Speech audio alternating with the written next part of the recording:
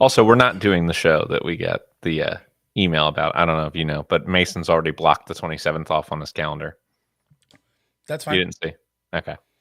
Someone emailed us about doing a potential private I gig on saw July the email 27th. come in of the form submission, and I didn't check the calendar, and I was so. Yeah. I mean, by the time that came in, I was in the swamp. Yeah. Yeah, I'll just let you know because it's like specifically what they said was they're looking for definitely a band that has a drummer and also they can play oldies, pop country, and some rock songs. And I'm like, well, We we can't have a drummer. can do almost the exact opposite of that. Yeah, exactly. We wouldn't have a drummer, and we could do very few country. Very few. I mean, we could open with Friends in Low Places, do Tennessee Whiskey, do Also, a couple CCR songs, and then say goodbye. Was Keel Sigafoos? Okay. Like that was his name. Kiel first name, last name Sigafoos. Oh, you know that's pronounced Kyle, right? No, it's Keel. No, I know you and I both know that, but you know that's somebody's spelling of Kyle. He's like anyway, his Facebook page, because Alex sent me this, his cover photo is the blue flag, and then there's just a little caption that says he changed his cover photo to the police flag on June 8th, 2020. So that means he did that as a direct response, like 2 weeks or less than 2 weeks after George Floyd was killed. So fuck that guy. Like, I don't want to play his party. I've had a less visceral reaction playing for a sitting state representative. Yeah. Also, like not great, but her political views aren't the worst. The certain individual that showed up demanding we played "Come Sail Away," that's somebody whose policies I just don't agree with. I don't agree with any of them. Oh, I'll never forget you having to stand in front of that sign, though. I have long since forgotten, and I don't even know what you mean. We should get started. You know what I'm talking about. Oh, that might be my favorite picture of you. Luckily for me, I had never seen it, and I plan to never look at it. Oh, you will. I'll tattoo it to your retinas. Plan is to not look. Oh, would I be able to see it that way? Whenever or would I just see it superimposed onto everything that I looked at in the that one, like screen burn, like LCD screen burn. It's so like whenever you get your new contacts fitted in, your new permanent ones, if you ever get them done again, that's what it'll have that picture superimposed on it. Oh, imagine the millions I could rake in for medical malpractice if they did that to me. Well, you gonna sue me? No, I'm doing it. Oh, well, I didn't realize you were qualified, but I will have to sue your practice. It would personal. Be practice. I would be practicing. You'd be my first practice. Oh, for sure, I would. All right, let's do this. Whatever, we'll figure it out. All right, well, I'm ready. 3, 2, 1.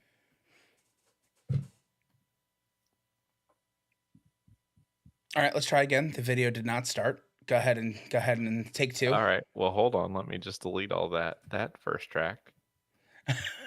I clicked the button and I'm just staring. I'm like, sometimes it takes a minute, and then nothing happened. Okay, 3, 2, 1. Try again.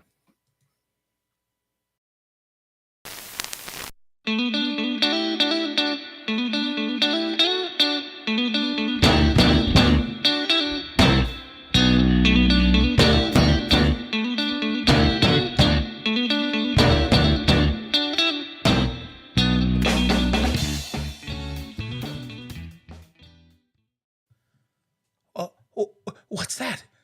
Up in the sky. It's a bird? It's a plane. No, it's season 7, episode 17 of the TotemTalks podcast. You know, I'm a little disappointed that you didn't choose the song, but I am going to go ahead and give you that one for creativity. I'll allow it. It was the second best thing you could have done. And right behind singing a song by either of these bands. Yeah, but we do that all the time. Sometimes you got to mix it up. Yeah. You got to keep it fresh. Good. You know, at the end of the episode, we'll revisit and I'll ask you which song you would have chosen. Of course. And I'll tell you the answer to that question. But before we do that, we got a whole episode to do here, Nick. That's right. This is Totem Talks, our never-ending quest, our white whale, our Moby Dick, if you will. Moby, And what? To quote Danny DeVito and Matilda. and our goal, as it always has been, is to find the World greatest musical domination. act of all time. Well, world domination second. Sure. To finding the greatest musical act of all time. And before we get into the meat and potatoes, you're Nick, I'm Pat, and this is Totem Talks. And if you are new or returning, or if you're anyone but our small group of friends who watches or listens to this, hey, how you doing? It's great to see you. I'm gonna tell you right now, you're gonna love this. Now, Nick, a very important question. Of course. Okay. Did we find the greatest musical artist of all time today? Do you want me to answer that sincerely? I want you to answer it however you see fit. No. Okay. All right. I mean, that's a claim. And I guess we're going to spend the next hour talking about why. Yeah, that is correct. And I guess we should know who we're talking about. So That's a great point. I'll let you know. As you heard, that's what's that up in the sky is our theme for this episode. So we are kicking things off with Hailstorm. Watch out. And then we will be wrapping that up, the episode up with UFO. Both from the sky. Things that come from the sky, for sure. That is true. Yeah, and I guess we're gonna get started with Hailstorm. So Hailstorm is an American hard rock band from, get this, Nick, Red Lion, Pennsylvania. That's right. Which is a mere 3 hours from us, roughly. Not very far. So kudos to them. It's in York. I believe it's one of the small towns I drove through when I was first trying to get the vaccine. And your mom scheduled me that one thing because I couldn't find it and I was working in public. And I had to drive to York. Fascinating. Long time ago. But shout out to your mom for really helping out with that. Yeah, she's the best. She is, of course. Okay, so back to Hailstorm here. Right. We covered 3 albums. They were active from 1997 till the present day. First album, however, Hailstorm, the debut, came out in 2009. So, okay. A little bit of a gap. Oh, I'm just like trying to wrap my head around. I guess Lizzie Hale would have been 14 when we 13 and 10 active? Is the ages, yeah. Okay. Young when they started, which is why it took till 2009 to start coming out with albums. Yeah, when you said 97, I was like, what? Yeah, we'll talk about it. We followed up Hailstorm's debut album with The Strange Case of, which came out in 2012, and then Back from the Dead, which came out in 2022. Yep. So those are our artists' albums for this week. And I'll start. I'll get us started with Hailstorm. Yeah, why don't you? And here's what I'll say. This is hard rock, kind of post-grunge. And I would say they're in the style of Daughtry. Yes. Like that style First comp that came to mind for me. Yeah, that style of like a little more cookie cutter than you'd expect from like a hard rock band. Mm-hmm. Now, I'll say a couple good things here. Lizzie Hale can sing. Absolutely. Oh, yeah. A very talented singer, and I think a really underutilized type of voice in this genre. Mm-hmm. You don't see too many female singers in the hard rock scene, although I think you should. Because I mean, if they've got these chops. If they got the chops, because what I love about Lizzie Hale's voice is there is obviously all the high range you get from a female vocalist, but I don't feel like you're losing any depth. Mm-hmm. Which any of the low register, she still hits it and still has like emotion in that low range. And I think that's a really good mix. I also think the playing is really strong on this album. I think, Lizzie Hale and RJ Hale are both strong. I think you get good playing throughout. Now, to some of the negatives. This album not quite as much as future albums, spoiler alert, does suffer from a little bit of repetition. It feels a little repetitive. I had a couple times throughout this album where I legitimately wasn't sure a song changed. Sure. Yep. And I was Yep. like, Yep. Yep. yeah, it was a little jarring, but for a debut album in a genre that, you know, can be pretty rough, I didn't hate it. The Daughtry comp is pretty strong in Hmm. here in the fact that some of these songs feel a bit shallow in their writing Definitely. and a bit repetitive, Yep. but a pleasant listen. Okay. I am similar but worse, I think, Sure. as probably makes sense. Look, first thing, I like the album cover. I I do like the also album think cover. that Lizzie Hale is undeniably crazy talented as a vocalist. And here's the other. I mean, they're very Daughtry-esque. Like you can hear immediately the production on this album is very much like, hey, let's make something. Okay, you like hard rock? That's fine. We can go heavy, but we still have to have that top 40 sound. This Yeah. needs to be the kind of thing that we can play on the radio and have, like it's clearly that. Um, it's a little too clean around the edges for me. It's a little too like perfectly produced. It sounds a little too mechanical to me. It's it's just boring. Um, these songs bored the hell out of me. Like I could really appreciate the just natural talent that Lizzie Hale has and the work that she's put into her voice and everything. But the songs all sound the same and they all have that let's try to craft something that will be a top 40 hit and play on the charts and not do something because we feel like it is artistically a direction. And now, not saying that you can't like just be the kind of person who likes that type of music, Sure. but it does literally nothing for me at It all. doesn't hold a lot of water here, and I get that. Yeah.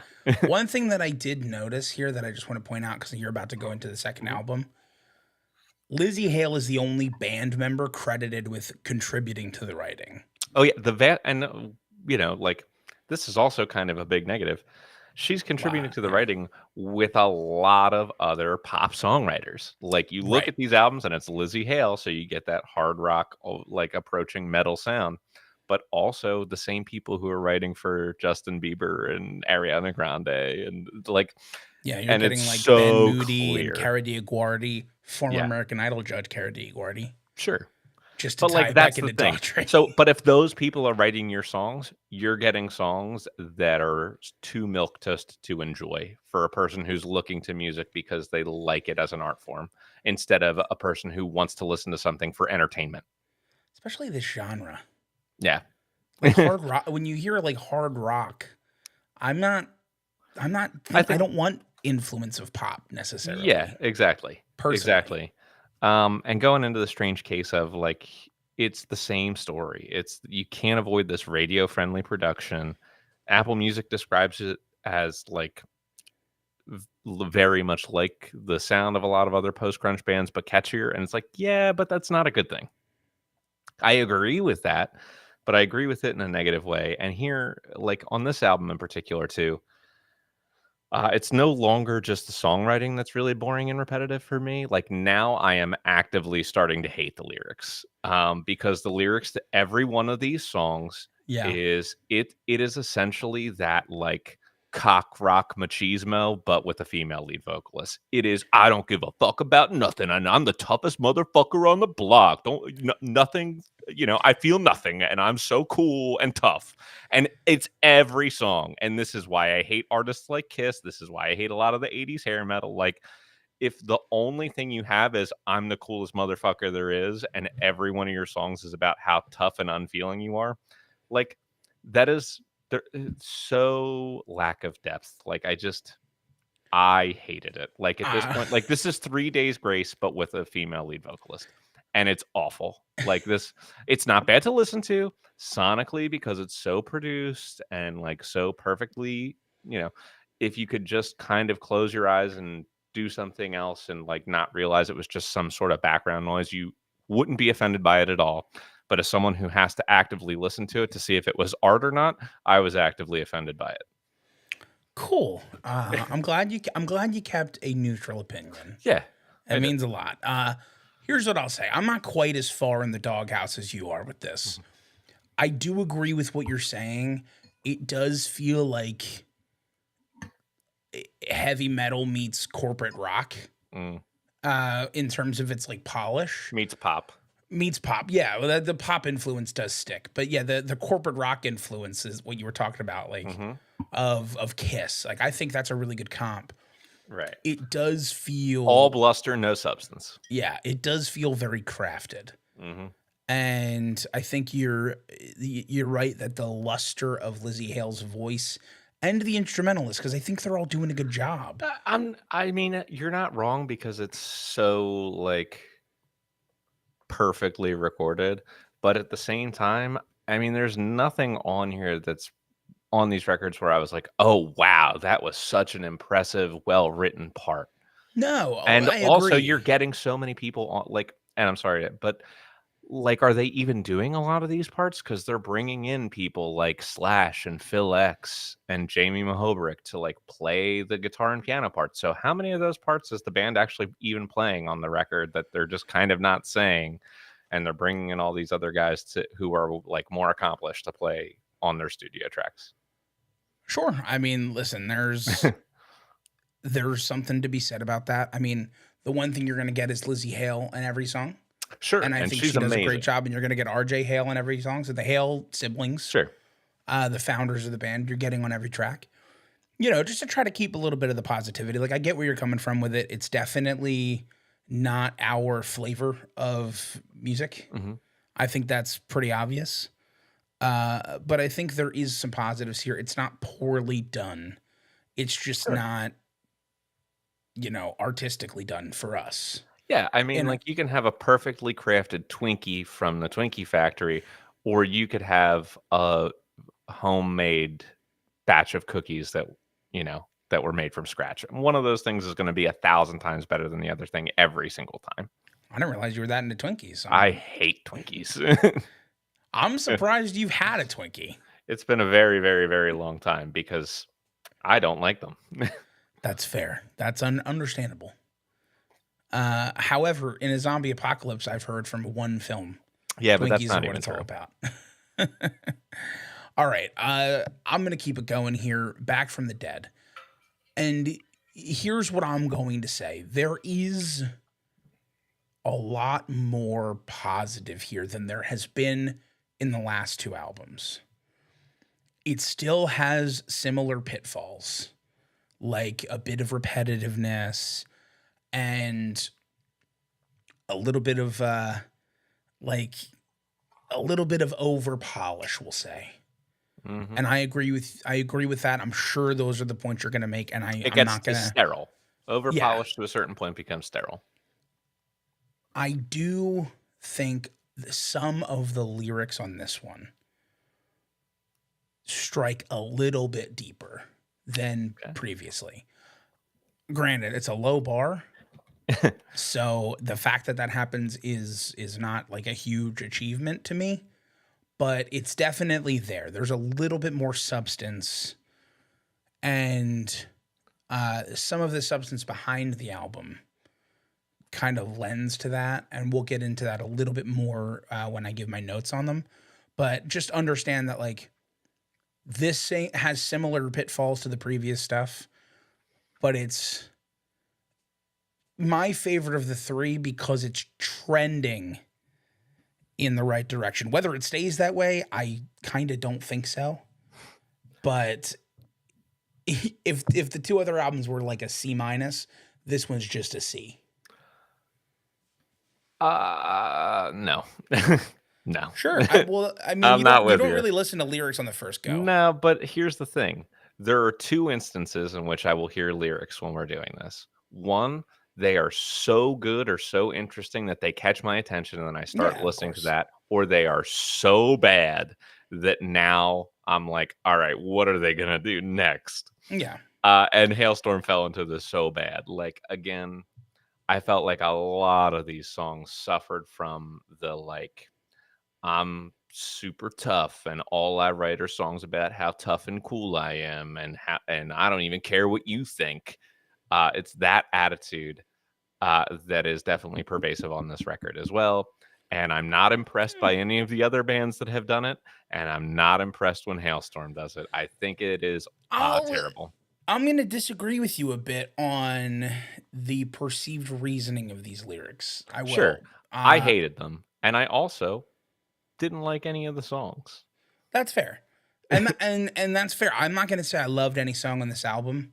There was one song that I thought was good, and it was really the only song in the entire discography I Mhm. thought was good.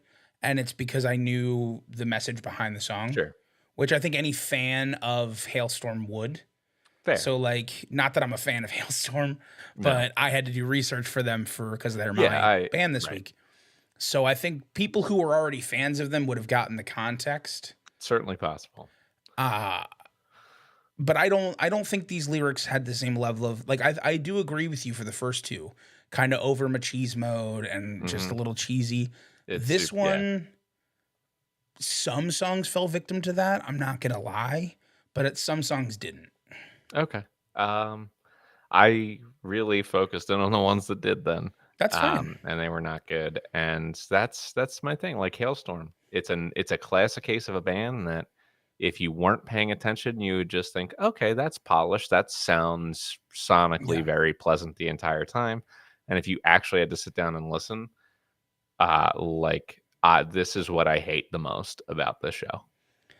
Like, They it are. is the bands that sound perfectly polished and ready to go, but every song or 90% of the songs sound exactly the same, and they're all clearly being written for the purpose of trying to chart somewhere, and, like, uh, I can't do it. Like, This is just a band that's give me ready?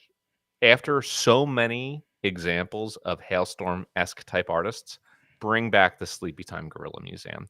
oh, I will take Sleepy get Time out. Gorilla Museum over this any day of the week. Get out of Dodge. I do I not agree know that with you we there. fully disagree on this, but I can music that sounds good but is artistically bereft, I cannot do it. I cannot do it. Okay, first off, I don't like stuff that's artistically bereft I know you either. don't, but you would rather listen to something that sounded good than something that was just weird and experimental and bizarre and didn't sound good. You're right. I would And rather I would listen to rather somebody and who I'll go sings with really well and and I'll plays go good instruments sing right. something boring than somebody play the spatula. Yeah, and you know what? I'm ready to listen to The Spatula. I can't do this anymore. Like, I hate these fucking corporatized bands of nothing. I Well, just hate it. White bread. I'm so sick and tired of fucking white bread. Give me well, the I would stop rye. doing Give that me the then. pumpernickel. Yeah, but okay, first off, Sleepy Time Gorilla Museum is not pumpernickel bread. Sleepy Time Gorilla Museum is getting punched in the face with a bag of flour. That And you is know what what? do At not. least I would feel something. You're feeling something right now. You're feeling anger. I am, and They it's because provoked I an hate emotion from bland you. I hate bland nothing music. Anyway, to talk a bit more about Hailstorm. Go ahead. It's my time. It's my time to shine.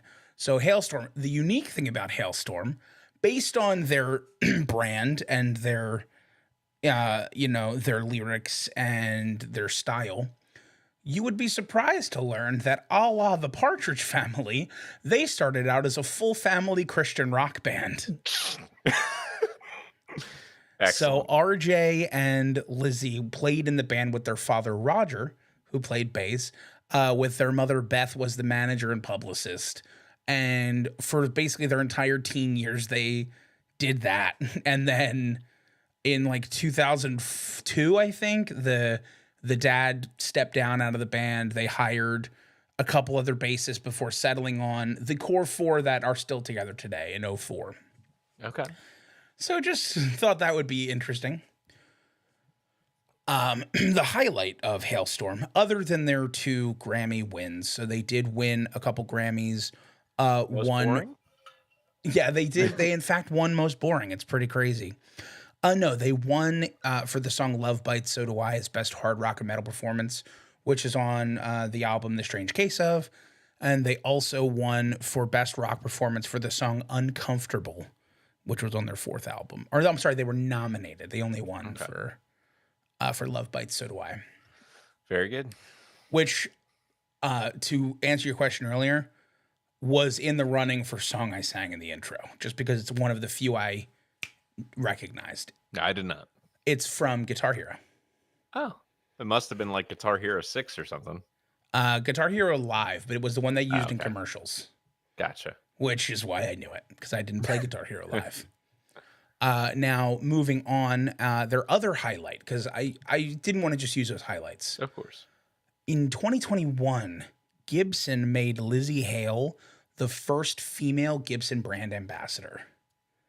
So she had worked with them to design the limited Lizzie Hale Explorer I was guitar, gonna say she plays and then Explorers, right? made signature models for Gibson, Epiphone, and Kramer.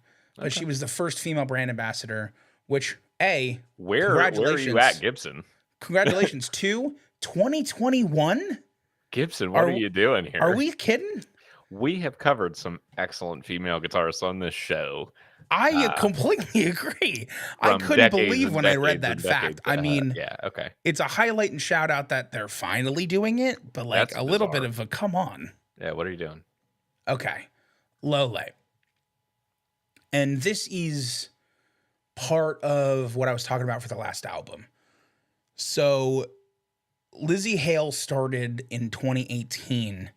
The Raise Your Horns trend, hashtag Raise Your Horns trended online, following one of her friends and another vocalist from band Huntress, Jill Janis, committing suicide. And it was basically a really nice trend and caused a bunch of celebrities and other rock fans to share their own experiences with mental illness. And it was a really like wholesome thing, but it started from a very low point. And the album Back from the Dead was about that. The song Raise Your Horns is about that. And it also really documented Lizzie Hale's mental health journey during the COVID pandemic, because they had been scheduled to work on their fifth album in early 2020. And then, of course, that didn't happen because 2020 happened. Right. So that's what I was saying, where like there was more to those lyrics than For that song, perhaps. for a couple of the songs on the album. Some of them definitely still fell Definitely victim not to the like I Come First or no, anything like that. There's definitely still songs that fall victim to their normal writing ways, but there definitely was a little bit more depth in some of the songs, which is what I'm saying. I like to point out that like, hey, I have no problem you with you did trying to be something positive right. because I can't be. You did something right, and Other than her just voice, other than her incredible amount of talent that she has as a vocalist. Like, and I definitely agree with that. Arguably one of the best female rock vocalists that I have ever heard. Yeah. It's a shame that it's not better songs. Okay. So moving on, I couldn't find anything for meanest, although I could add their existence is pretty mean for you personally. Me personally, you're yes, not enjoying this. No.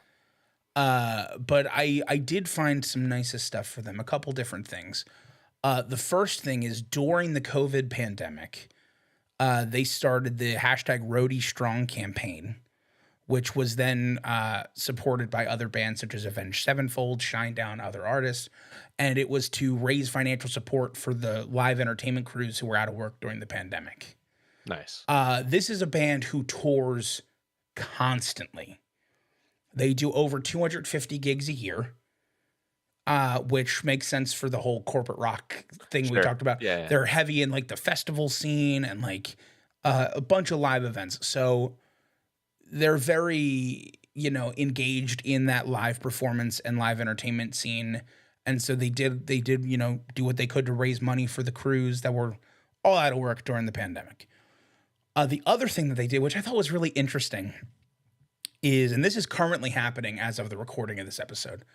So there's something that's called Headbang for Science, which is a Okay. charity that seeks to raise funds for an annual scholarship award that is designed specifically for metalhead high school seniors, undergrads, and grad students who want to make a career in healthcare or physical science. Okay. A very niche scholarship, but pretty cool nonetheless. I dig it. Uh, I agree. And so this year it's like a hailstorm package. If you basically contribute and donate to the cause, and you are entered for a prize pool where if you win, you can win 2 VIP tickets to see Hailstorm, which includes round trip travel to Las Vegas and a 2-night hotel stay for two. Huh. You can hang with Jose Mangan, who is the creator of Headbang for Science. So shout out to him for creating this. You get 2 guest artist passes to go backstage and meet Lizzie Hale and take pictures. Do you have to do that though? I believe you do if you Do win. you have to go to the show? You might not. You don't have to listen to the show. I mean, you Okay. can just go meet her and then leave. That's fine. Hey, you sing real good, but I don't want That's to right. listen to it. Don't Bye. want to hear it. You also get a Kramer Lizzie Hale signature guitar signed by Lizzie Hailstrom, or signed by all of Hailstrom. So pretty cool charity That's things nice. for them. I dig it. Two pretty unique, cool charity things. And then the last thing is the 6 Degrees. So, and you're gonna love this, man. Oh, good. You're gonna love this for one reason, because the person who I'm about to say is very similar to Lizzie Hale, in your opinion. Oh, good. Hale's vocals are featured in a cover of Close My Eyes Forever and other places on the album of a project called Device, which is a side project by David Draymond. Like literally the only other band of this vague genre that has driven me to this much anger. I know. I know. Jesus. For anybody who doesn't know, I'm sorry, it made me laugh so hard. David Draymond is the lead singer of Disturbed, who I hate. who Nick hated for very similar reasons to not liking Hailstorm. Like literally the exact same thing. Or Hailstorm. I'm saying Hailstorm. Hailstorm. Hailstrom. And that's why it's really funny that she worked with him on his side project Device. I think he contributed backing vocals on their last album too, actually, now that I think about it. I mean, that makes a lot of sense. A lot of people did. Yeah, exactly. So, I mean, Lizzie Hale has also worked with other artists that we have covered. So, I mean, I could have chose them, but I saw the David Draymond connection and I had to go with it. It just made too much sense. Did you just know how I was going to feel about this coming in? Yeah. Okay. Of course I did. I mean, what are you talking about? What do you think? You think I wasn't going to know? This is who you are. I know you. This is who I are. This is who you are, and that's okay. It is. But that is really everything that I could possibly say. Okay. Well, it's time to get abducted by a UFO. All right, let me let the cat out of the room. He's waiting by the door. You're letting the cat out of the bag, huh?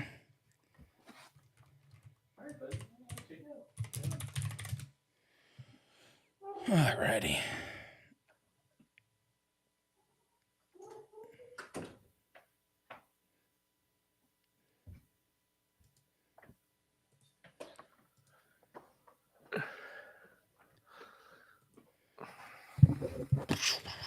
Okay.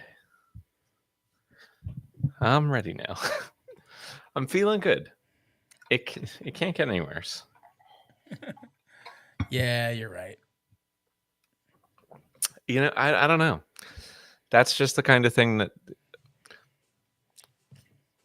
I am so much more frustrated when I hear things that sound to me like a person trying to write what they think is a hit instead of what they think is honest art to them than I am by anything else in music. Listen, I'm triggered by it. Totally. I get where you're coming from. I can hear the trigger. Yeah. For me, I can still like I totally understand why anyone would listen to them. Yeah, because it's like not offensive. It's you can have it as entertainment. And that's the thing. Like, Hailstorm's not a band I'm going to go back and listen to. For sure. Like, they're not a Oh, band no. I'm interested in musically. I get all the things you're saying. Mhm. For me, like, I I view a band like Hailstorm and I can see the individual talent and I can think like that sucks you're not actually using that. Like Mhm. you're Yeah, just I mean, it's kind of Ariana coasting with it. Grande for metalheads, Sure. And I get that. But Ariana Grande is an incredible singer. and And I so and is I Lizzie Hale. That's and why I so is made Lizzie that Hale for sure. particular. And I think that's just like that's the difference between our opinions on that is like Yeah, for instance like give me Hailstorm over like somebody who's not making music but it's artistic like Two Virgins sure. or Well, I or mean, Two Virgins is really bad, or but, even like, Sleepytime Gorilla Museum. I'll take something weird and ambient, or, like, I'll take that Buckethead stuff that you didn't like over this 1,000 times out of Sure. 1,000. And but I don't like the Buckethead stuff, you're right. But that first Buckethead album, the reason I didn't like that is because there were snippets of his talent. Mhm. And I was like, "You're so good. I want to hear how good you are. I don't want to hear a man yelling in the background. I don't want to just hear a man yelling. Like, Buckethead. Like, I don't want to hear that. Let me hear the amazing guitar playing, Ugh, and then I'll decide if I like the music." right. For Lizzie Hale and Hailstorm, it's like, let me hear your amazing vocals. I'm gonna really love them and hate everything else about it. About yeah. You know what I mean? So like that's where we're like I'm very keyed into like if somebody's very talented and just not doing something I like, I can still be like, but you're very good. Sure, And and I I said that appreciate right how away, talented you are. Yeah, yeah. but I can't listen to that type of music. I just Yeah, for oof, like for you, like oof. just the style of music infuriates you. Yeah, And for me, like the band itself, the talent behind them is like a salve that covers the wound of how mhm, bad the songs are. sure, You know, in terms of the one listen through. Now, mhm. if you made me listen to them on repeat, I might feel the same way as you. Starts to drive you a little crazy. Yeah. Or I wouldn't know when it's repeating. I'd be like, is this a new song? Who would Who know? knows? All right. Ah, alright. UFO time. I'm ready. Alright, 3, 2, 1. UFO are an English rock band formed in London in 1968. And get ready for this. Years active, we got 1968 to 1983, then 1984 to 1989, then 1992 to 1995, and then 1998 to the present day. Perfect. So, just on again, off again. Who knows what's going on with that? Uh, Not me. We covered 3 albums by UFO. We started with, and this has been the first time for a while, the second eponymous debut of the episode, Nice. UFO 1, which came out in 1970. Mhm. We followed that up with No Place to Run, which came out in 1980.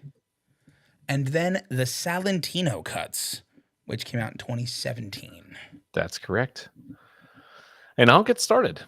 So, going into UFO 1, I didn't really know what to expect, but here's what I knew.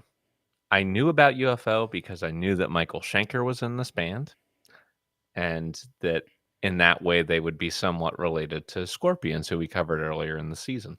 Yes.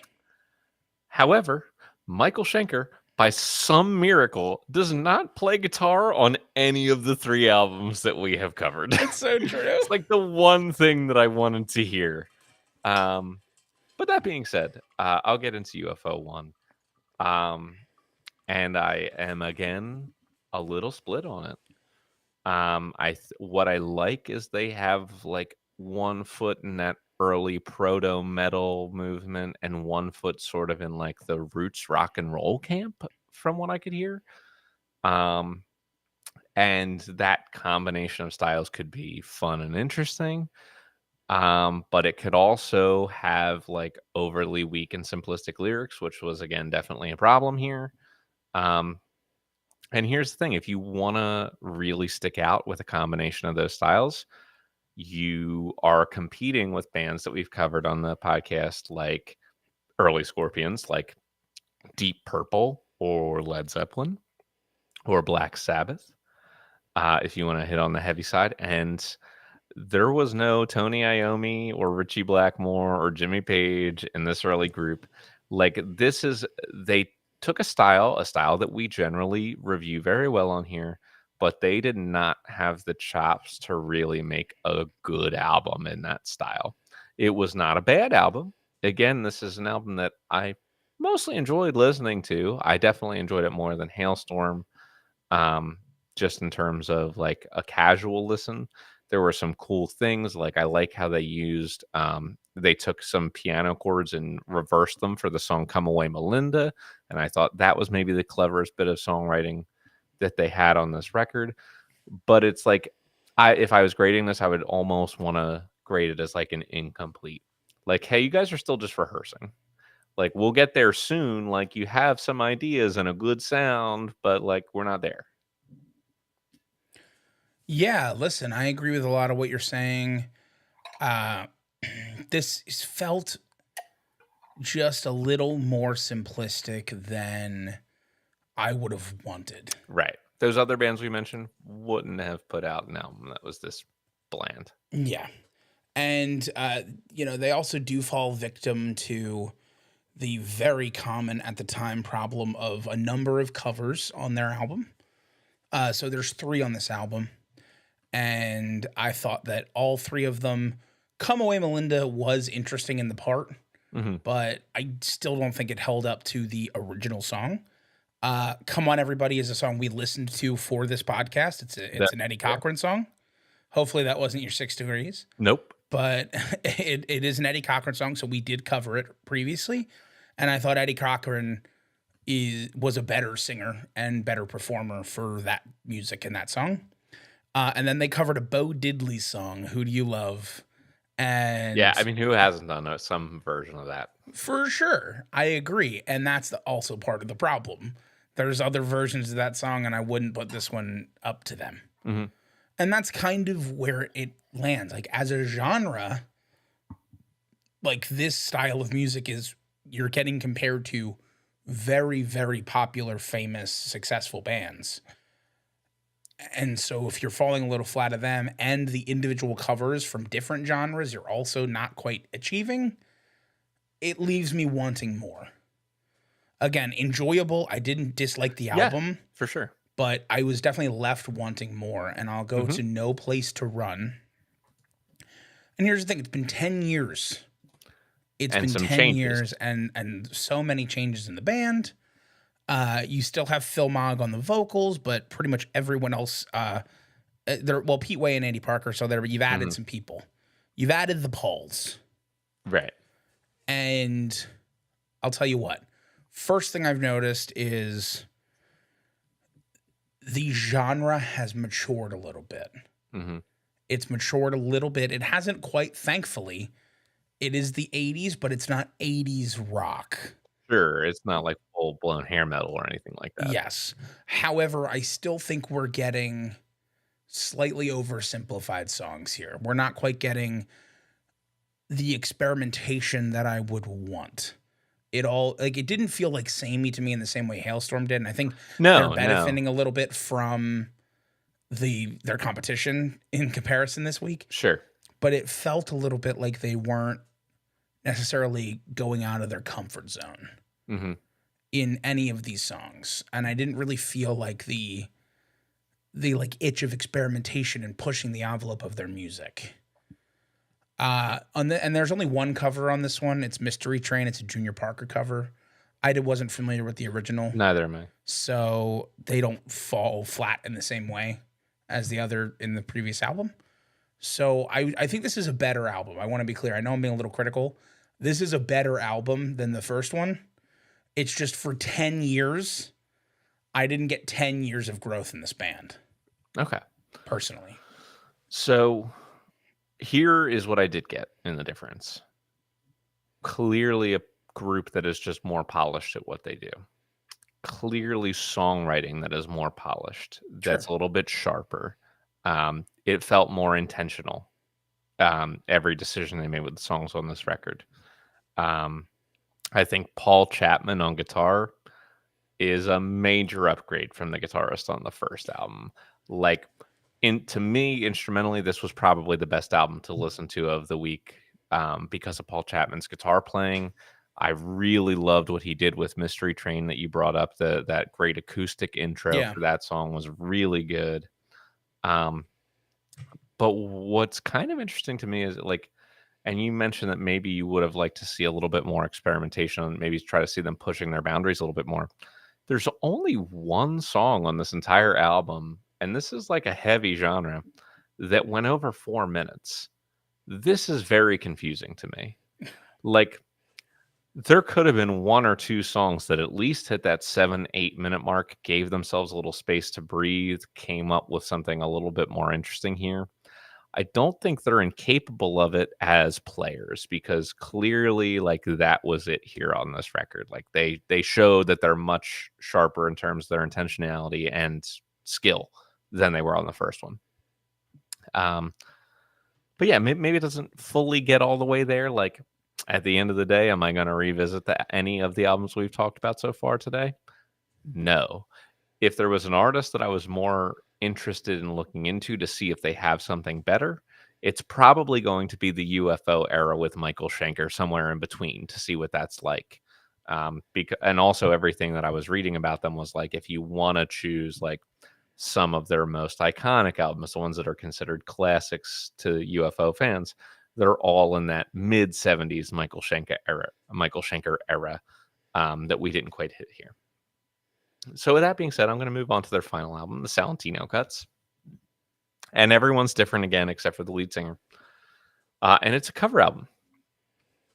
So we're getting something very different. This is the only cover album of their 22 album discography. Yep.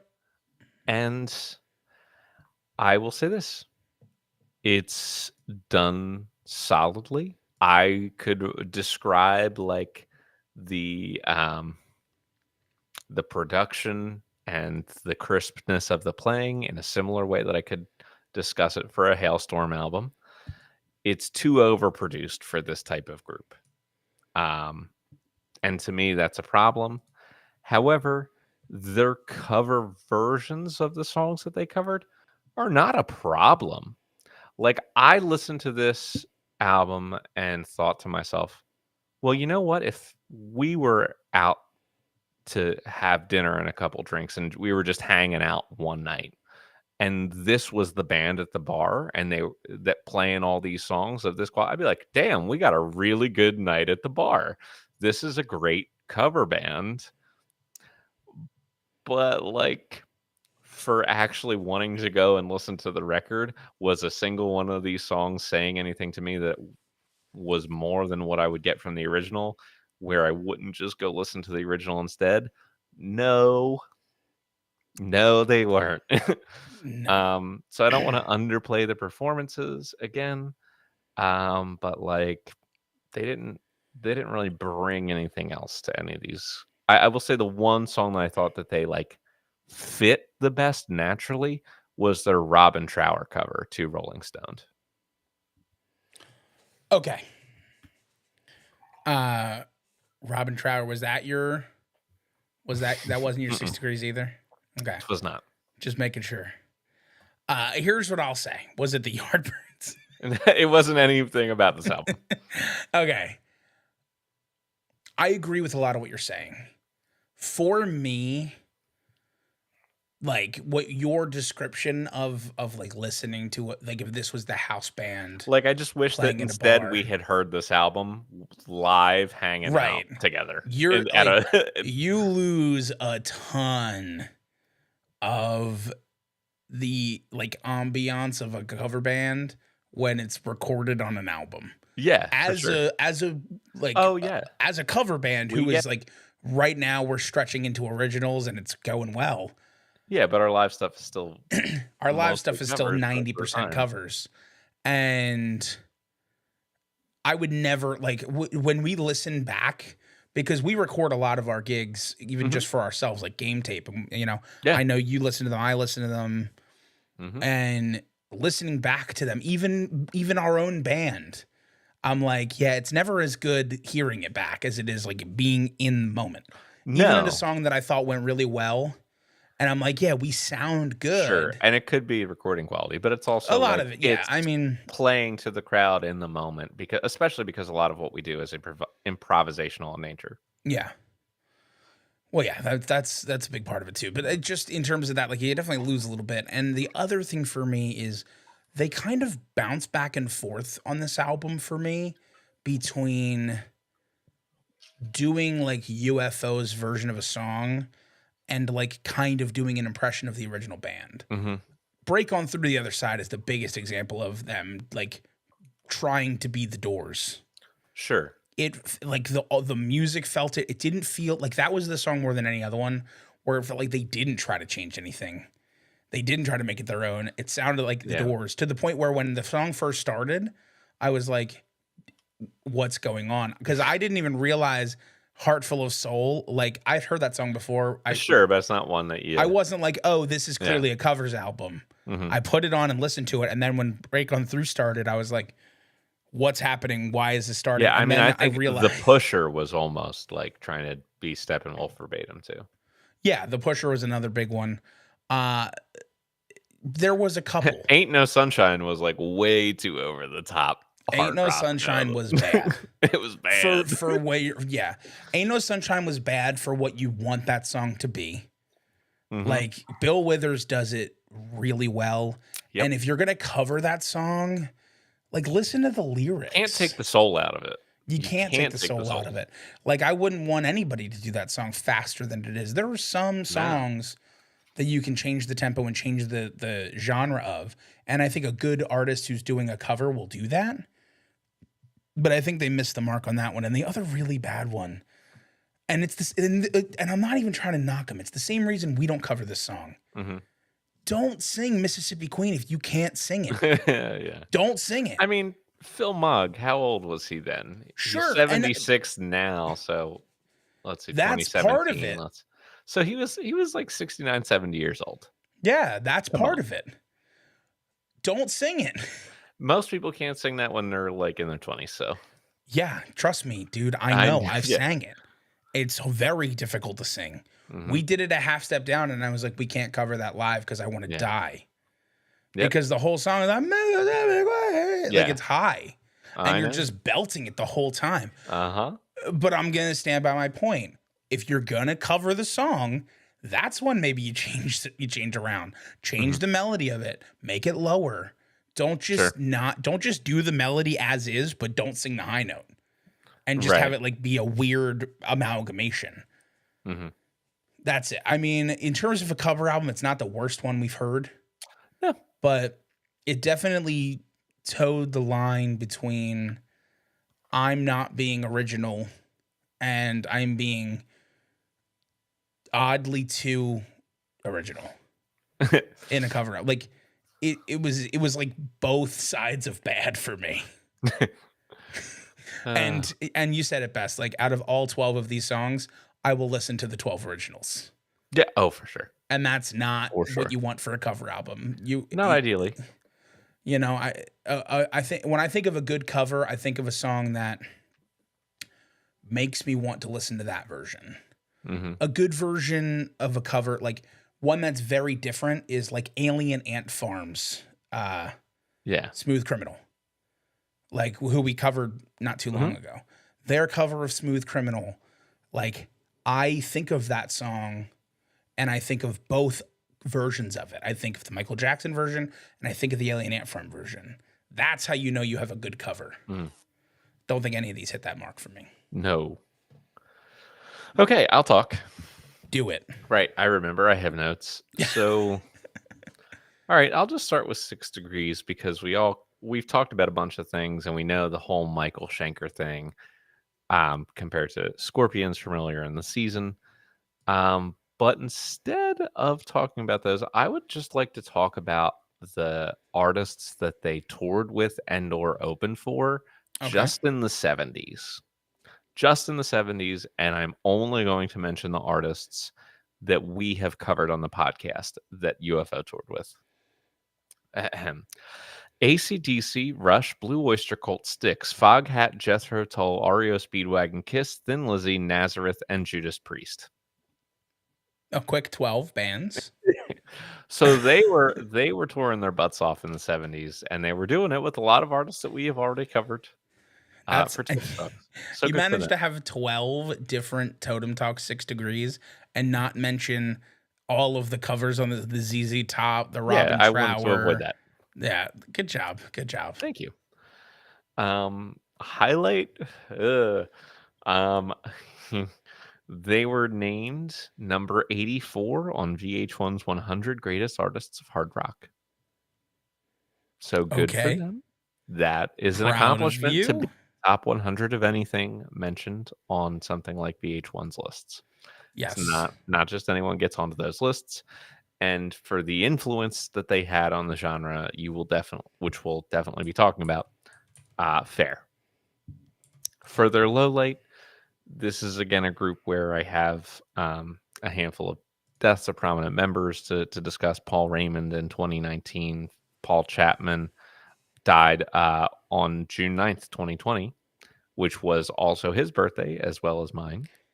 Ooh. Yes. I And was then, about to say happy birthday to yeah, you, but right. happy It was birthday to also him his too. birthday. That's rough. And then 2 months later, Pete Way, who you actually mentioned earlier, passed Yeah. away as well. And Phil Mogg, the current lead singer, had a heart attack in August of 2022, and was basically given a very strict performance ban uh, from his doctors. So they were planning for a farewell tour right around or into 2020. Obviously, that had to get canceled. So they came back and they were starting the farewell tour for 2022. The heart attack happens. He's given the ban from performing. They have to cancel the rest of their 2022 tour. And like that's a wrap. Mog Damn. has said that he would have no problem with the people in the band currently finding a new vocalist and continuing to tour as UFO. But like he has been the one steady, consistent member all of these different times. So like to lose that is in a lot of ways sort of the end of the group. Um, That's rough. yeah, it's totally unfortunate that they like tried multiple times to get at least that one farewell tour in. To have it kind of coincide with the 50 years in 2020, 50 years since their first album, and everything just got in the way. For their meanest slash nicest thing, I have what might be a meanest. I don't know. So I am grasping at straws, perhaps here. I did not have corroborating sources for some of this material, Okay, taken with a grain of salt, so grain correct. of salt. But Schenker obviously has left the group multiple times. Now, there have been some people who have made some comments in UFO related forums on the internet because that's where I had to go to try to get Oh my. information. Okay. That said that it was possible that he was being like bullied out of the band by Phil Mogg or like mistreated in some ways. Um, but basically, after Schenker leaves, they have their most successful album, No Place to Run, which we discussed.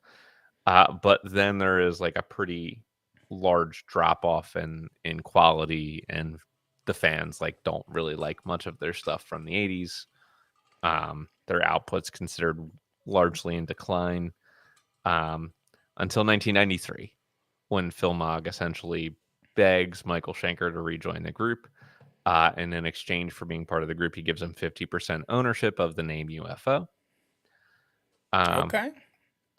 and so Schenker, now fully back into this thing, thinks that, the key thing here is to try to recapture their sound at their peak to make sure they have the same guys in the lineup, they're using the same producers, etc. So anyway, Phil Mogg changes up a bunch of that stuff.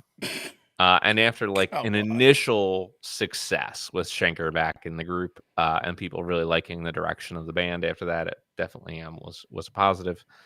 Um, they get to the point where so many changes are made that Schenker just is like, I'm leaving the group, and he just gave back the rights to the UFO name. He didn't ask for money for it or anything. Like he was just like, just have it, Phil. I'm done. He washed his hands of it. So that's a thing. That's like, I guess, the closest story I have to something that was mean or nice. Or maybe it was very nice of Michael Schenker to give back the rights to UFO fully without any charge. Yeah, I mean, could be mean, could be nice, maybe a mix of both. It's a story. And now the time has come, I think, to pass judgment upon these artists. All right. That's my gavel. Yeah, thank you. Hailstorm. I, before we started this podcast, had heard of them, Yes. but I didn't know any of their music. That's fair. I've definitely heard of Lizzie Hale as well. I have heard of them as well and heard of Lizzie Hale. They do have a rather successful single, Grammy-winning That single. helps. Well, then that could be like a one-hit type deal. Yeah. We're looking in the ones for sure. Sure. I mean, that's Yeah. for the question is it a 1? Is it like a 1.1? You can argue whatever pleases you for that. My wondering is, do I know of Hailstorm because when I was younger, I used to like to look up musicians from Pennsylvania because I'm from Pennsylvania That's true. and I wanted to be a musician. That that's all really starting to click for me. So how much of it is like the cultural zeitgeist versus the niche? I don't know. I'm going to give them a 1.1. I was going to say I'm going to hate on them a lot coming up. So give them the 1.1 now. 1.1 it is. UFO. Here's the thing. They did not hit as hard in the US as they did outside of the US. I would like to make it clear this is a band that, and as we'll talk about in the next category, has sold 20 million albums worldwide. Like, they have had success. Yeah. They have been cited as influences by Steve Harris from Iron Maiden, Kirk Hammett of Metallica, Dave Mustaine of Megadeth, Mike McCready of Pearl Jam. If you look under their influences, other than those groups, Judas Priest, Def Leppard, Dio, Scorpions, Guns N' Roses, Slayer, Anthrax. Scorpions? The Come on. Offspring, You can't Alice have in Chains, Scorpions. Rage Michael Against Schenker's the in both. Machine, the Smashing Pumpkins, like tons of artists that ended up being way more famous and successful than them, but like tons of really famous and successful artists do cite UFO as an influence. You lost me at Scorpions. Yeah, but did I have you at like Pearl Jam and Alice you in had me at the rest of Chains them. and like Yeah, you had me I at all mean, the like rest of them. you can't deny the influence. You can't but say also you're influenced by a band fact when that there's a member but in both bands. But Schenker only played the first album with Scorpions and then left, and that was it. yeah, Just and then Michael. he was I in mean, UFO. the other Schenker was, yeah. And then what he did with UFO re-influenced Scorpions. No, it doesn't work. I refuse. Okay, fine. But That's anyway, if I go start a side project, and I'm like, yeah, we're really influenced by Low Totem. No, right. It doesn't work. Okay. Well, UFO existed before Schenker joined them. Like they were already doing their thing. But anyway, the point remains that their points here do not come from like a hit singles or anything. They come from popularity outside of the United States and influence on other artists. That's where the points come from, and there is a significant amount of both, enough to scrape them together a couple of points here, I think. I'm open to it. I'm open to a number, and I would like you to give me that number, and I'll tell you whether or not you're right or wrong. Something in the low twos. The low twos, you say? Like a 2-2? Sure, I would love to wear one. A 1-1 to a 2-2? I love it. Excellent. Breadth of work, Hailstorm, 5 albums, 4.3. They have, in fact, sold a platinum and a gold record, so they're not going to lose any points here. Yeah. Do they have enough in sales that's going to boost them? I don't see anything that would give me that. Fair enough. One platinum, one gold. So it's the like only other certification is a little BPI over silver. It's a little over our threshold for not taking away, but I don't know if it's giving. There's like a gap in there where it's like you just stay the same. Sure. And they're firmly in that to me. For sure. Then it comes down to what we're going to give them for quality. Yeah. And here's the thing. I think there was a number of small positives. I do. I think they're an extremely talented group. And I think that on the third album we covered, there was definitely a more concerted effort for some lyrical depth. The majority of what we listened to, though, was not those two things.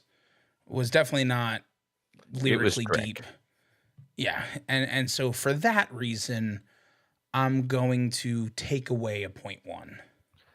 Excellent. And I am going to take away a point three. Yeah, I figured you would I be. hated it, Yeah, so I'm taking that's away fair. point three. And then we'll move on to UFO, who has 22 albums, is Yeah, starting with a 6.4, and did in fact sell 20 million albums worldwide. And so they will be acquiring some extra points in this category. I think a point two to a point three is definitely the vicinity in which we're looking here. yeah. Let's do the point two. Excellent. And since they were my band, I will happily say I will give them nothing. Yeah, that's kind of what I'm leaning towards too. I think they don't have the pitfalls that we had with Hailstorm, but they didn't have Mhm. enough that I would want to add points to this. Nope, certainly not. Instrumental talent. I'm going to be honest, incredibly high on Lizzie Hale as a singer. Yeah, I am not nearly as high as you on the rest of this. I did not hear what you were hearing from a lot of the other musicians. Like, nothing that I wouldn't expect to hear from studio musicians playing black music. Like, there wasn't sure. enough in the parts where I was like, "Oh, now this instrumentalist is really showing me something," that I would be comfortable giving anyone else anything better than average maximum. I think I think average is fair for the rest of the group. I'm not when I was saying how good they were, I think it's just in terms of like the unit as a whole sounds very good and very clean and it Sure, doesn't sound like digitized. It's over processed, it's way but it overprocessed. doesn't sound like digitized overdone. It just sounds like it's over processed. And those are two different things to me. So it's Sure. definitely the people playing and playing well. Uh, but yeah, I'm totally fine with an average score for the rest of the group, and then we just add on whatever we want to give Yeah, Lizzie Lizzie Hale Hale. to me, I mean, she is up there with, like, Ann Wilson, Susan Tedeschi in terms of, Yeah, like, women who sing that play rock music, like, yeah, right up incredible Grace Slick, vocalist. like, all the strongest ones that we've discussed. I can't give a score out of the 5s, That's because fine, I'm but it's so it's not for me. impressed Then by it's in the everything upper else, then fives. then that's fine, So I would be probably like a 5.8 and if I we're would give you that, yeah. and that would be no problem. And then here's the thing about UFO. There are 1,000 different members of the group, but I think other than the very first album, there was something a little bit above average from most of the players that we heard on these records. There was something to me about Paul Chapman for sure. Hmm. We didn't get to hear it, but a lot of these albums are with Michael Schenker, who I know is an above average player. Vinnie Moore, who was in the group for the last album, is a very good player who's played with a lot of other artists as well and has had a very successful career as a guitarist. Um, like, there's no one who's in this group that can't play, first album notwithstanding. So I might be in the very low fives here. Yeah, and I think that's fine. I'm okay with that. Let's give them a 5.2. 5.2 it is. And then we're going to move on to songwriting. And I don't think this is a good category for Hailstorm. No, so here's where we got to remember we're dealing with 5 out of 6 albums.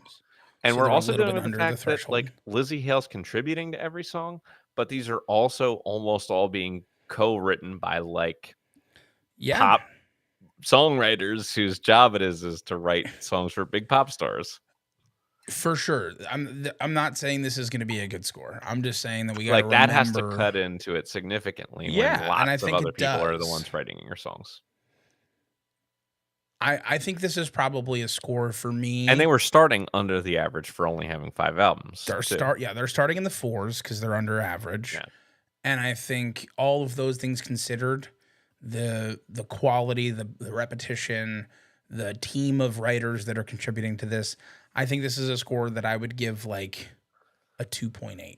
That's more than I'm willing to give. That's more than you're willing to give? Yes, and I'm going from a 4.3, and here's my reasoning. My Okay. reasoning is a lot of other artists, if we know that they're like, this is not the first time where we've had like a pop singer, for instance, like Ariana Grande, who got a 2.3 earlier this season when she was really kind of contributing lyrics and maybe some melody stuff. Uh-huh. Um, I think Lizzie Hale contributes more than that, but I also think that the songwriting, every song sounded exactly the same. And if the hard rock edge of these songs is the thing that like she's insistent on keeping, it's not good. This is a band that I think would be like a solid 2 points under average if it was just a band that wrote all their own songs. The fact that it's like Lizzie with two or three other professional songwriters, plus they're really bad in and of themselves, I wanted to go at least to like a 2. All right, let's settle a 2 to We a can settle. 2.8. Let's settle with a 2.4. You got it. Okay.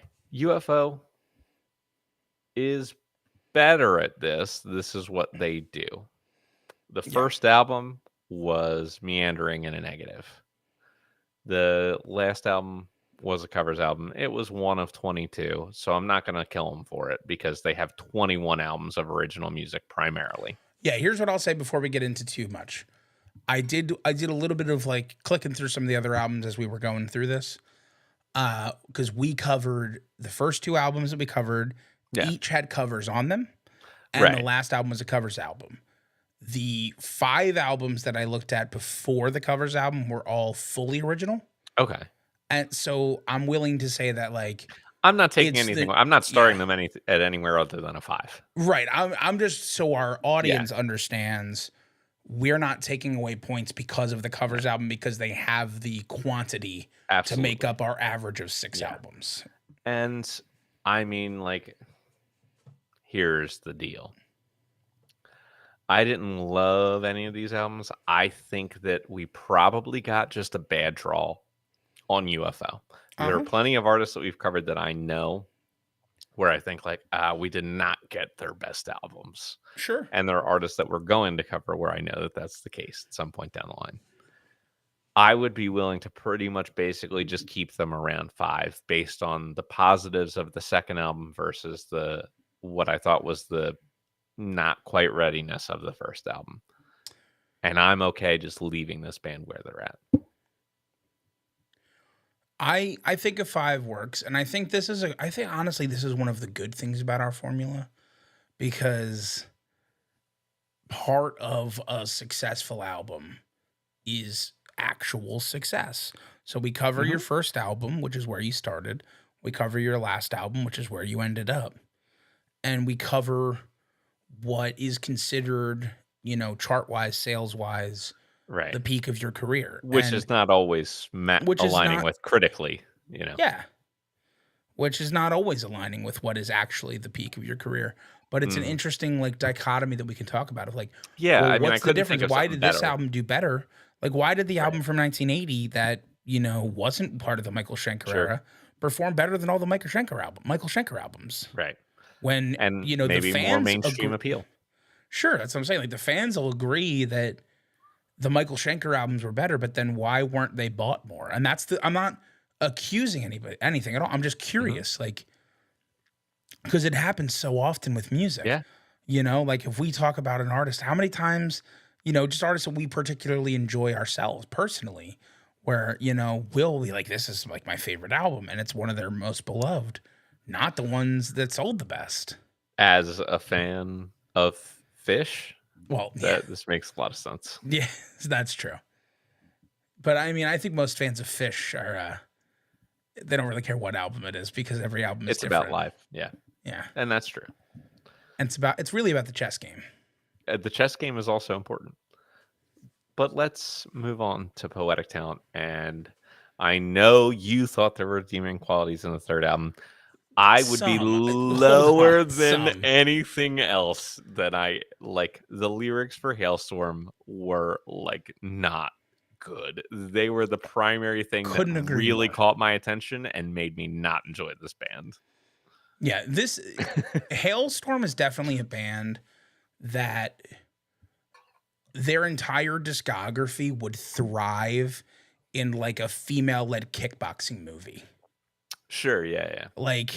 I could see like Jennifer Lawrence being a kickboxing instructor who I don't know how old you have Mhm. to be to retire as a kickboxer, but I'm assuming like mid-30s you're probably 30s, not yeah. kickboxing, who Mhm. has to like come out of retirement to like win money for her family and she's back in the ring.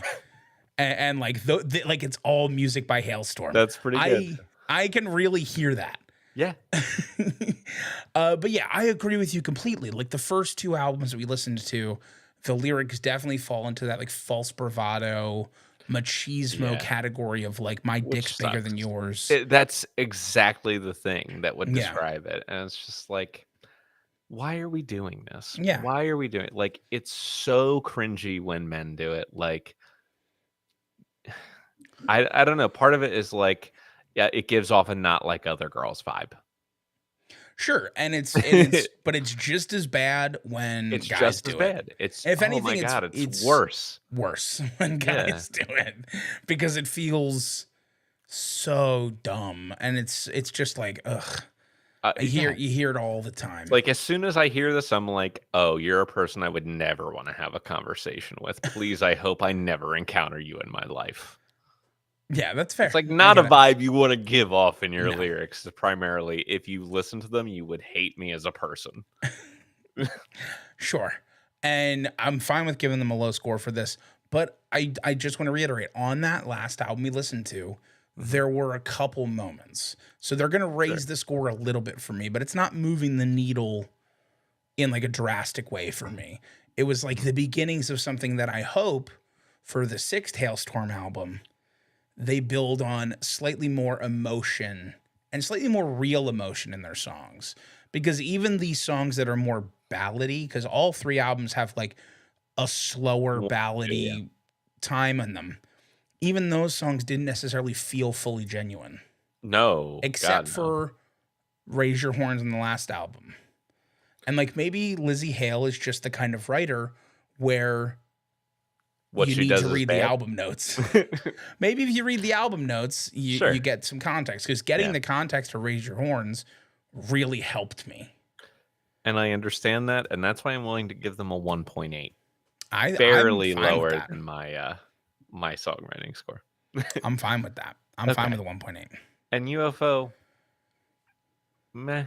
I mean, I Yeah, noticed that they weren't very good on the first record. The second record, I didn't notice that as much. So the second record, I might have only been, if everything was like that, just kind of give a pass. But there was a little bit less than good. So it's a number yeah, in the fours for me. sure. The number that I thought for them was a 4.7. And they're a little bit That's under the great. average. I think that we're again not taking into account the last album being a full cover album, just based on the number of albums that they've come out with.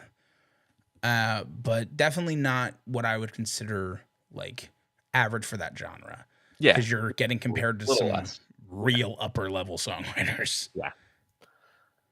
Do you have anything for X Factor? No, I already said the only thing that was not even X Factor, but just like a cool little factoid about Mhm. Hailstorm, which is they're one of the bands that is like, a la Billy Joel, where their life is touring. Mhm. They do 250 shows a year. Not a la Billy Joel. They're not selling out Madison Square Garden 7 times in a Well, row. no. Yeah. Who does? Right. Billy Fish. Joel does. Fish does. Fish does too. Yeah. Um, so I have Man, you final probably can't even scores. see the stage when Fish is playing. No. Just a haze of smoke. Well, hey. So anyway, here's an interesting thing I want to say before I announce scores. So this is the first time in 5 episodes that we have had 0 X Factor to give away.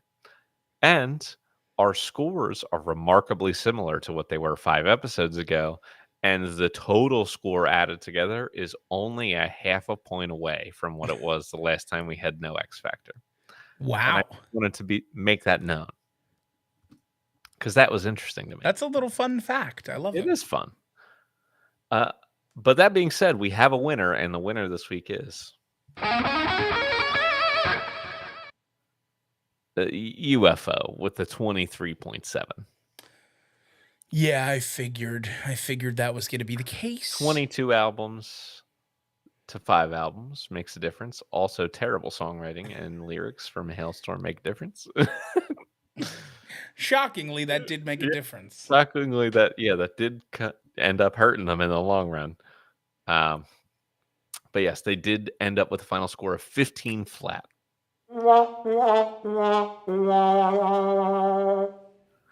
But don't worry, next week will be our salvation because once again the conditions will become proggy with a chance of meatballs.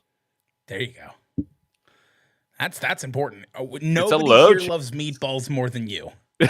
I mean, I just love reading about the book when I was like 6 years old. It's true. There's a movie. Did you know about the movie? I knew about, but I have not seen the movie, but I did really love the book genuinely as a child. If we do end up reviving our film podcast, that should be the next one we do. Cloudy with a Chance of Meatballs. That would be interesting. That would be a choice. I could really feel the audience digging in. Yeah. Just two grown men without children reviewing Cloudy with a Chance of Meatballs. Yeah, we could do all of the animated movies. Yeah. But only the ones that we were adults when they came out. Yeah, all the ones that you've seen that I have not. Not all of them. I did not see Cloudy with a Chance of Meatballs. Really? What about the sequel? There's a sequel? No, I knew there was a sequel. Well, there was a sequel to the books. I have not seen any of them. I think the last animated film that I saw was like Frozen, which I still have not or seen. Maybe Moana. Moana came after 2024. Haven't seen either one of them. That's fair. Well, see, and that's the difference between us is I have a lot of like much younger cousins. That's and true. Like my brothers are all 10 plus years younger than me. You were the 10 plus years younger brother. Exactly. So that's the difference. Exactly. Well, I have nothing else to say at this point. I also have nothing else to say. I think I just want to thank you all for tuning in. Hopefully you enjoyed this one again. And, keep coming back. Keep letting us know what you like, what you don't like, all that fun stuff in between. If you're around during the week and you want to catch our live shows, we stream most Thursdays around 5 p.m. is when we'll typically get started. In between 4:30 and 5. Yeah. Ish. We'll go live. And you'll find us at Totem Podcast Network on YouTube. You can find us on Twitch. We also stream on Kick if you're one of the Kick people. Love to kick. We briefly had a soccer team here in the Philadelphia area, the Philadelphia Kicks. We did. I went to a Philadelphia Kicks game. I think it was also a breakfast cereal, Kicks? Kicks is a breakfast cereal, yes. Yeah, okay, very good. Yeah, isn't it like mom's something about They Kicks? might approve. They probably Kid tested, approve. mom approved. Mom I approved. think that's the Kicks slogan. I might not have had Kicks in 20 years, but I'll tell you the slogan, and that's capitalism. Yes. Brand recognition. People kill for that kind of brand recognition. You're not wrong. You know what? What do you kids like about Apple Jacks? Why do you like them?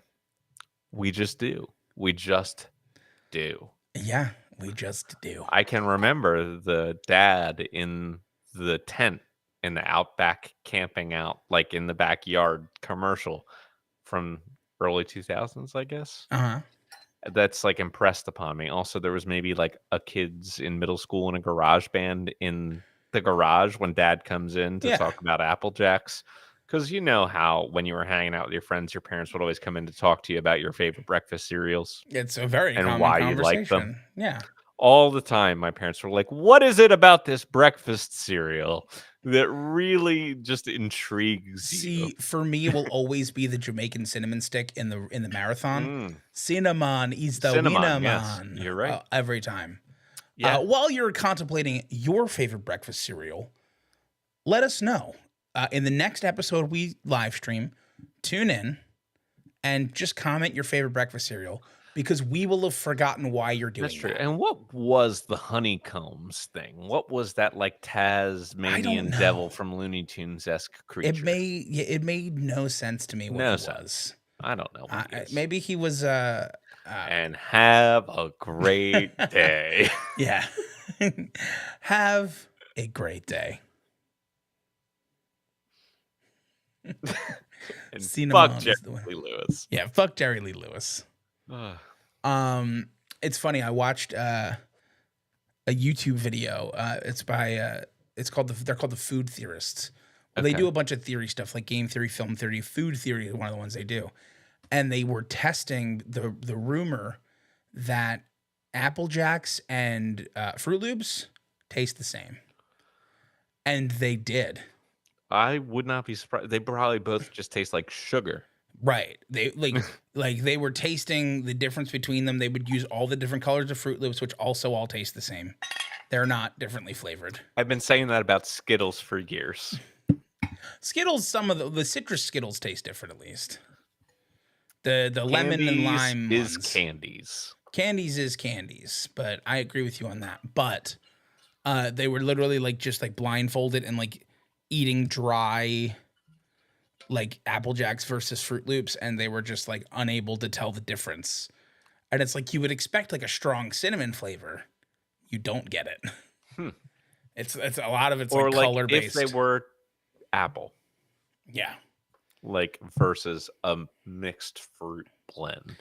Yeah. I mean, I think I'm not really a cereal person much anymore, but my No. cereal tastes are like shredded wheat now.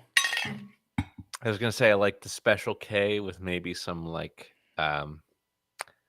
dehydrated fruit in it, or like a mixture, Or real or fruit. almonds, or I'm Just talking get like just like the box that has like yeah. the freeze dried strawberries or something like Oh that. yeah, for sure. Strawberries, That was the almonds. stuff. I'll even take the My chocolate stepmom ones used with a to used little. to get that cereal, and I would always eat that before school. Yeah, it's a good one. Oh yeah, Special K with the strawberries. Yeah, I love a good strawberry and an almond. You know, Yeah, why do they never mix the nuts and fruits? Why can't I have an almond strawberry Special K?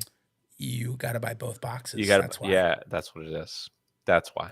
they Fuck. want you to buy both, Fucking and then they capitalism want you to strikes again. buy. They want you to buy the plastic resealable containers for your Of cereal that course. people Yeah, use, right. and Instead pour of the them both box. in. Tree allergies, indeed. All of it. All of it. Yes. So for next week, I would prefer the mommies. Okay, I will let you have the mommies.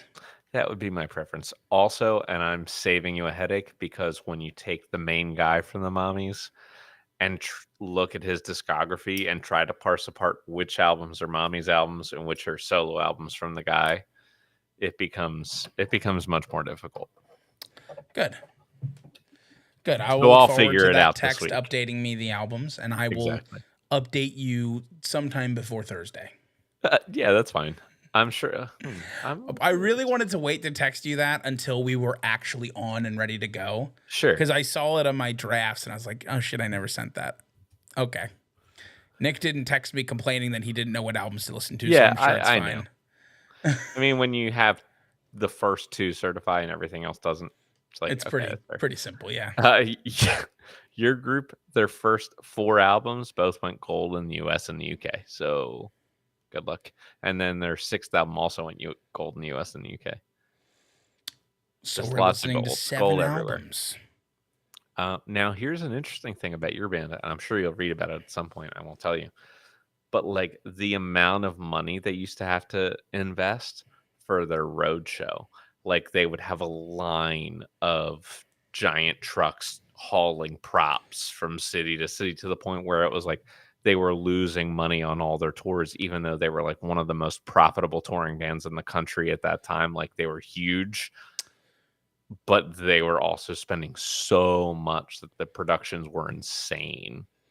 We talked about this before. Oh, really? I remember you telling me that before. Hmm. Yeah, I'm almost positive that we talked about that Yeah, before. like their tours were like out of control. Yeah. I mean, it makes sense when I think of them. I think of like, I think of like the Laser Light Show. Yeah. Like it just in my brain. Like Well, the that's guy, what pops into my brain. this one Yeah. of the group was Yeah, the known spooky for like skeleton. being hung, from being hung from the ceiling and rotating in circles, like fully upside down while he was playing the 88 button uh plaque. Amazingly fun fact: R.J. Hale, before Hailstorm became a non-Christian rock band, like in the Roger Hale Christian rock era, would do that on a drum set. They had a Oh, drum set that interesting. would do that. And I was like, but you're touring like churches.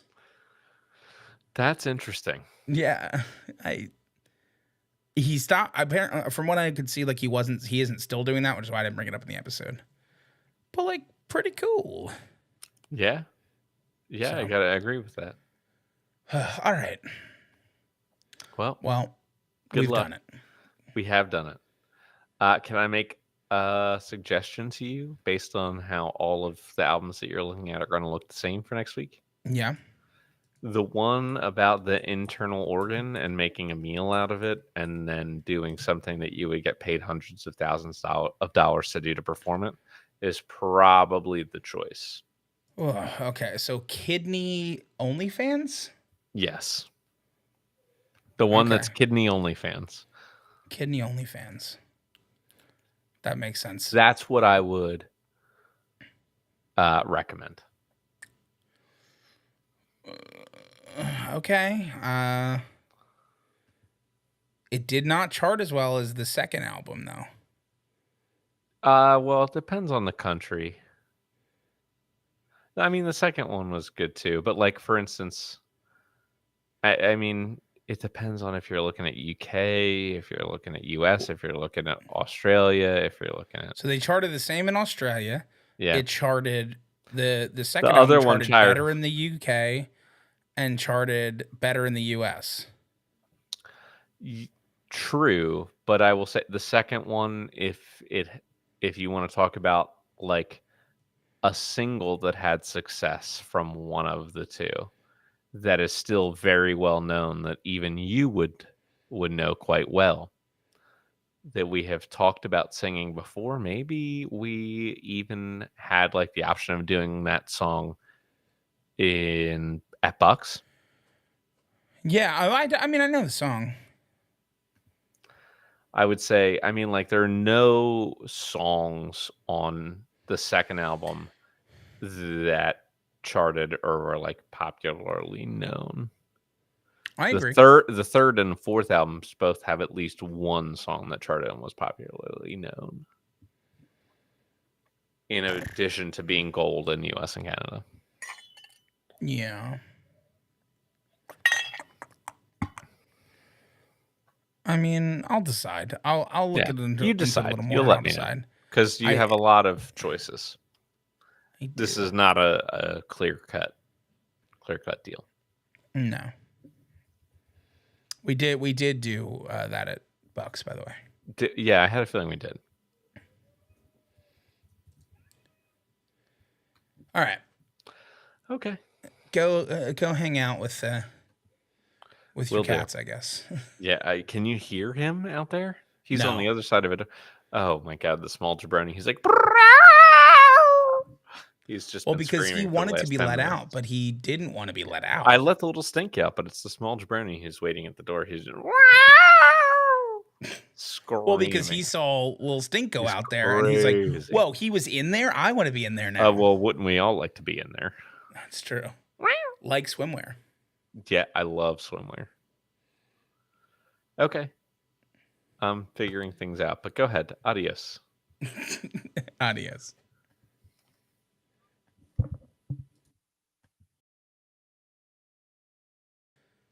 I was just kidding. It was a fake out.